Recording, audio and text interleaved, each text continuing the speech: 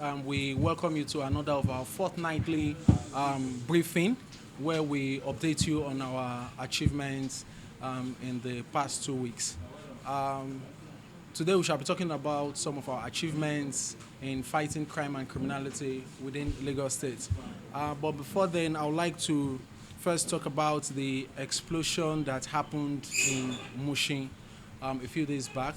Um, the update on the matter is that the EOD anti-bomb squad of the Lagos State Police Command, in partnership with the counter-improvised explosive um, device squadron of the 81 Division of Nigerian Army, are working closely together to find out the source of those bombs and also to ensure that investigation is concluded. Right now, as we speak, the area has been rendered safe, completely safe, by the anti-bomb squad of the Lagos State Police Command, and residents in that area are encouraged and advised to go about their lawful duties without any fear. One exploded grenade and two live grenades were technically and professionally evacuated from that scene by the anti-bomb squad officers of Lagos State Police Command and taken to the anti-bomb office, their headquarters here in Ikeja. So for that incident, we are on top of the situation. Also, I would like to, as a command, we would like to talk about the incident at Omole Estate. The video has quite gone viral, where some personnel, security personnel of the estate, prevented uniformed police officers, armed uniformed police officers, from gaining entrance into the estate. Uh, we wish to state clearly that as a command, we do not condone any form of assault, because in the video we could also see the one of the police officers assaulting one of the estate security personnel. So we do not condone that. And in as much as the officers have been identified not to be from Lagos State Police Command, we have still commenced investigation into the matter. We are investigating, we are going to identify those officers and make sure they are brought to book. Having said that, we also need to sound a note of warning to estates within Lagos State that it is totally unlawful to prevent police officers, uniformed police officers, from gaining entrance into the estate. The road into the estate is government road, it's nobody's private property. Yes, your house, police officers might need, depending on the situation, might need a warrant to gain entrance into your own premises through your gate. If it's a distress call, well, that would not be needed. But the estate gate does not belong to anybody. I mean the road, not the gate, the road. It is a government road, and no estate is allowed. It's totally unlawful to prevent police officers from gaining access to your estate. And anybody who obstructs police officers in the discharge of their duties, it's clearly spelled out in the law. Anybody who obstructs police officers in the discharge of their duties will be made to face the full wrath of the law.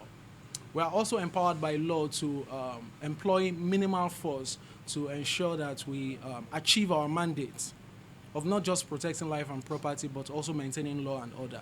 So if the need arises to employ minimal force, we would, just to ensure that we achieve our mandate. So no estates.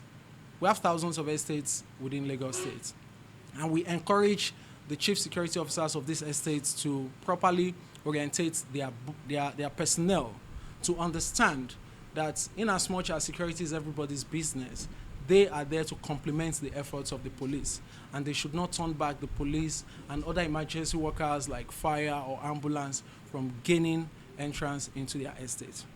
I'll now read just a few of the achievements we recorded in the past 2 weeks in Lagos State Police Command.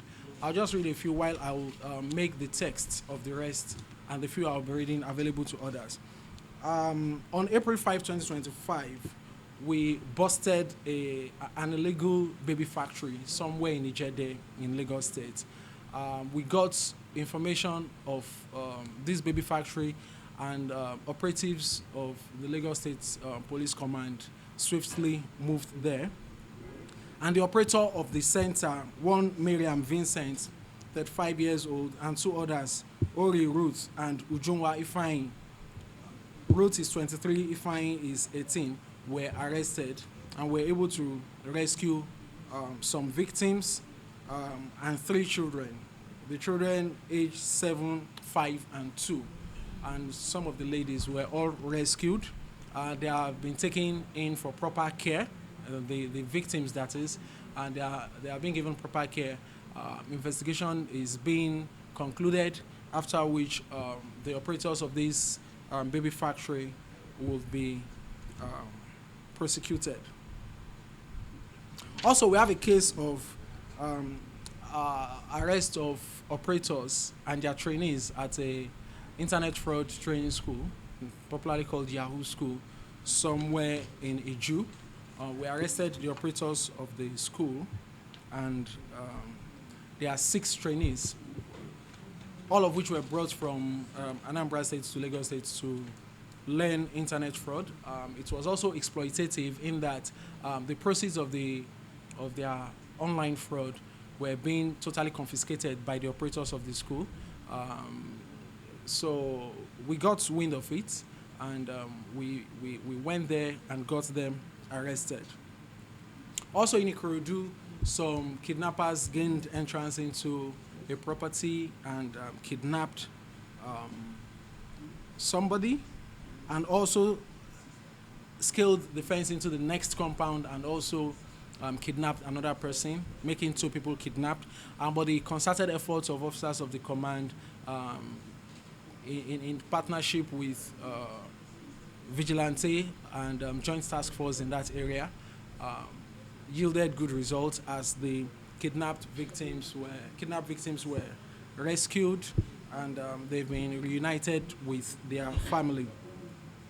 We also have a case where we recovered 2 rifles. This happened in Victoria Island, Adetokunbo Ademola Street. Somebody just acquired a property and was trying to clean out the property before moving into it, and they discovered 2 rifles and live ammunition. 2 rifles and 38 rounds of live ammunition. The moment this was discovered, the police were called in. The rifles have been evacuated. They've been safely kept in our armory, and investigation is ongoing to establish the owners of the rifle and if there are more out there. We have a case here of rape and assault. On March 26, 2025, at about 7:20 hours, a 47-year-old woman named Withheld reported at Ikotun Division that one Sadiq Ojolowo, age 23, broke into her room, forcibly had carnal knowledge of her, and she raised alarm, and her neighbor came to her rescue, but the neighbor too was attacked. He was attacked. He had a broken head, and but the patrol team of the police quickly moved there, so we're able to rescue the survivor, rescue the victim, and good enough, the attacker, the rapist, was also arrested, and definitely, as we conclude the investigation, is going to be prosecuted. We have another sad case that happened in Badagry, where a man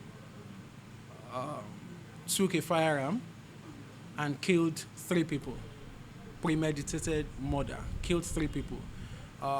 Sadly enough, 2 of the people he killed are his own family members. Preliminary investigation has shown that these 3 people were to testify against him in court. So to prevent that testimony from taking place, he killed them and ran away. But sadly enough, the next day, he was rushed to Badagry General Hospital, and the doctor confirmed him dead. So the only suspect that we have for that case is also dead. Investigation is ongoing. Autopsy will be carried out. There are rumors about how he died, but we can't confirm yet until investigation is concluded. Meanwhile, the case has been transferred to the State Criminal Investigation Department, Yaba, for conclusion of investigation. We also have a sad case where a father beat his own daughter to death in Okoko area of Lagos State and buried her in a shallow grave within his own compound there. So we got to know about that case. The father has been arrested. We've done the normal paperwork with the pathologist, and the corpse has been exhumed and taken to a public morgue for preservation. The father is Kamoru Ojo, and he beat his own 27-year-old daughter to death. The names of these people are available in the text I'm going to make available. On April 6, this is arrest of vandals. On April 6, 2025, at about 4:30 a.m., 4:30 a.m., and we received the reports that some men were vandalizing and stealing telecommunication cables estimated to be worth millions of naira at the Lagos State Urban Renewal Agency office, Ikeja. So our officers quickly mobilized to the scene, and we met 5 suspects in the act, and were promptly arrested. We have Akim Ahmed, 32 years, Mohamed Muazu, age 19, Dahiru Garba, age 22, Nasru Tanimu, age 20, and Abdul Salam Lawali, age 21. They were arrested, and we also recovered from them several lengths of telecommunication cables which had already been dug up and removed from the ground. We also have a case of child stealing. It was reported by a complainant on April 5, 2025. She reported that her granddaughter, named Wura Ola, 3 years old, was stolen on her way to school. So our operatives got to work immediately and were able to arrest 2 suspects, Thank God Francis, 33 years, and Grace Francis, age 21. And the victim was actually rescued from them. The case has been charged to court. The suspects have been arraigned, and of course it's been adjourned, and we'll keep on with the case till we see that justice is served. Also, another case of vandals we arrested. This happened on the 1st of April at about 8 p.m. A distress call was received that a group of hoodlums suspected to be vandals were vandalizing some street electricity poles along Suralaba Amukoko. So we went there and swiftly and were able to arrest Tohib Anifowoshe, known as Ike Babanla, 32 years old, was arrested while others escaped.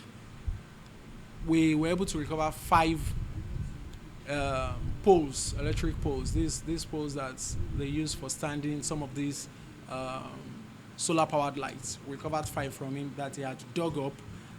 So we commend Lagosians for not looking away.